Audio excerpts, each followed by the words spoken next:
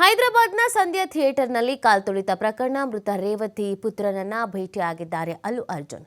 ಕಿಮ್ಸ್ ಆಸ್ಪತ್ರೆಯಲ್ಲಿ ಶ್ರೀತೇಜ್ ಭೇಟಿಯಾದ ಅಲ್ಲು ಅರ್ಜುನ್.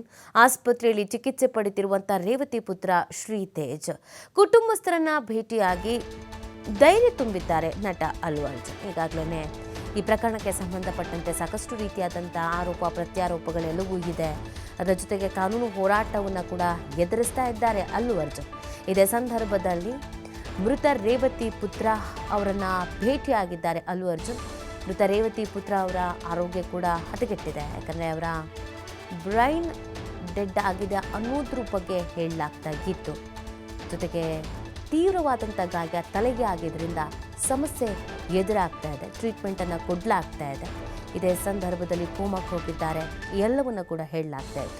ಅಲ್ಲು ಅರ್ಜುನ್ ಅವರು ಆರ್ಥಿಕವಾಗಿ ಸಹಾಯ ಮಾಡಿದರೂ ಕೂಡ ಈ ಸಂದರ್ಭದಲ್ಲಿ ಮಾನಸಿಕವಾಗಿ ದೈಹಿಕವಾಗಿ ಅವ್ರ ಜೊತೆಗೆ ಇರಬೇಕಾದಂಥ ಅನಿವಾರ್ಯತೆ ಇರೋದ್ರಿಂದ ಹಾಸ್ಪಿಟ್ಲಿಗೆ ಹೋಗಿದ್ದಾರೆ ಅಲ್ಲು ಅರ್ಜುನ್. ಕುಟುಂಬಸ್ಥರನ್ನು ಭೇಟಿಯಾಗಿದ್ದಾರೆ, ಧೈರ್ಯ ತುಂಬ ಕೆಲಸ ಮಾಡಿದ್ದಾರೆ. ಈ ಸಂದರ್ಭದಲ್ಲಿ ನನ್ನ ದೃಶ್ಯಗಳನ್ನು ನೀವು ಗಮನಿಸ್ತಾ ಇದ್ದೀರಿ. ಮೃತ ರೇವತಿ ಪುತ್ರರನ್ನು ಅಲ್ಲು ಅರ್ಜುನ್ ಭೇಟಿಯಾಗಿರುವಂಥದ್ದು. ಆಸ್ಪತ್ರೆಗೆ ಹೋಗಿ ಮಾತಾಡ್ಕೊಂಡು ಬಂದಿದ್ದಾರೆ. ಶ್ರೀತೇಜ್ ಆರೋಗ್ಯ ಯಾವ ರೀತಿ ಆಗಿದೆ, ಏನು ಎತ್ತ ಅಂತ ವಿಚಾರಿಸಿದ್ದಾರೆ ಮತ್ತು ಶ್ರೀತೇಜ್ ಅವರ ಕುಟುಂಬದವರಿಗೆ ಧೈರ್ಯ ಹೇಳೋ ಕೆಲಸವನ್ನು ಮಾಡಿದ್ದಾರೆ.